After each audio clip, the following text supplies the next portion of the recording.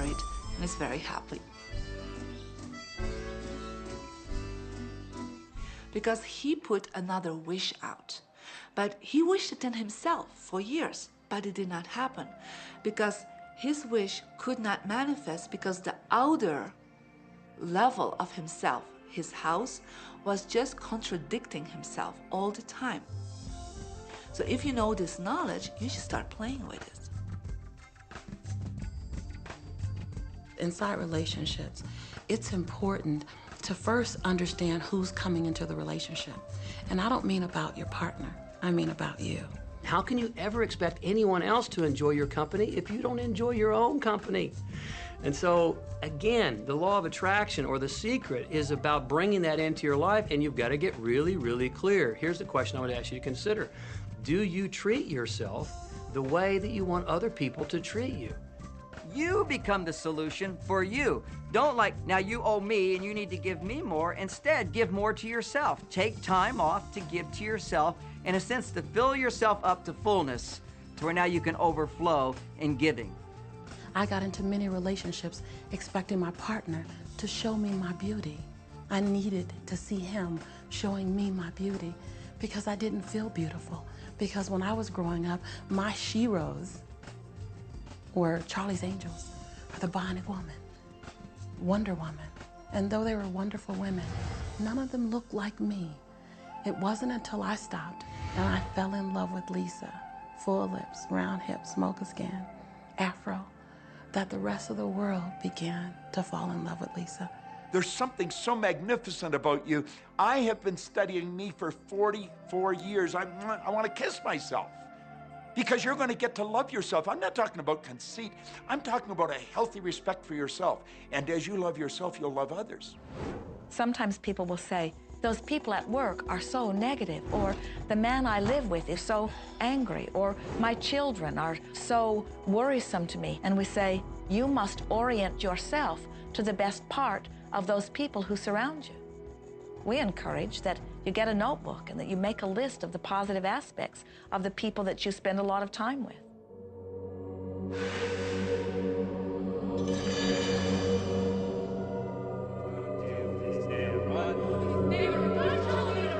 There could be someone that you have a terrible experience with, a terrible relationship with. And in the privacy of your own mind, and with quite a bit of work, we will admit, as you focus upon things that you like most, those people will become that mostly to you. And even though you cannot create in their reality, if they are in a mood or an attitude that doesn't match the mood or an attitude that you have about them, they'll zig while you zag. Law of attraction will not put you in the same space together. Your frequencies don't match up. If you knew your potential to feel good, you would ask no one to be different so that you can feel good. You would free yourself of all of that cumbersome impossibility of needing to control the world or control your mate or control your child. You are the only one who creates your reality. For no one else can think for you. No one else can do it. It is only you, every bit of it you.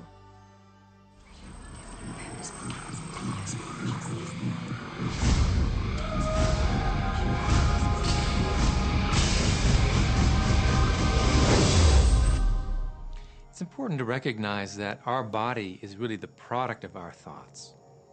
We're beginning to understand in medical science the degree to which the nature of thoughts and emotions actually determines the physical substance and structure and function of our bodies. We've known in the healing arts of a placebo effect. A placebo is something that supposedly has no impact and no effect on the body, like a sugar pill or something. You tell the patient that this is just as effective. And what happens is the placebo has the same effect, if not greater effect, than sometimes the medication is supposed to be designed for that effect. So they found out that the human mind is the biggest factor in the healing arts, more so than sometimes the medication. If somebody is in a situation where they're sick and they have an alternative to try to explore what is in their mind creating it versus using medicine, if it's an acute situation that could really bring death to them, then obviously the medicine is a wise thing to do while they explore what the mind is about. So you don't want to negate medicine. Every form of healing has a place. There is only a stream of well-being that flows, you know. It is a stream of pure positive energy. And the universe, all that we know, is abundant with only that. This is a world that is based upon well-being, and well-being dramatically abounds. And when you are allowing that stream to flow in its fullness, you feel very, very good. And when you are pinching it off a bit, you feel not so good.